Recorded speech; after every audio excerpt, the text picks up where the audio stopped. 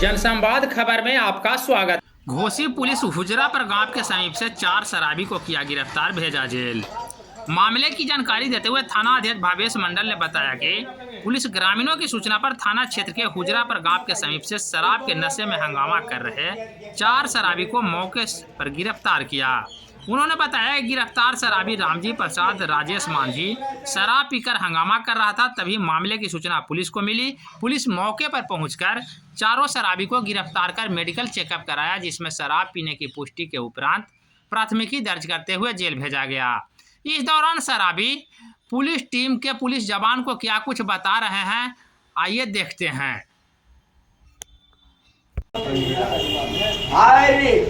बउआ तोरे से अब दरोगा हमर बेटा सर बेटा अब तू हमरा कहते है कि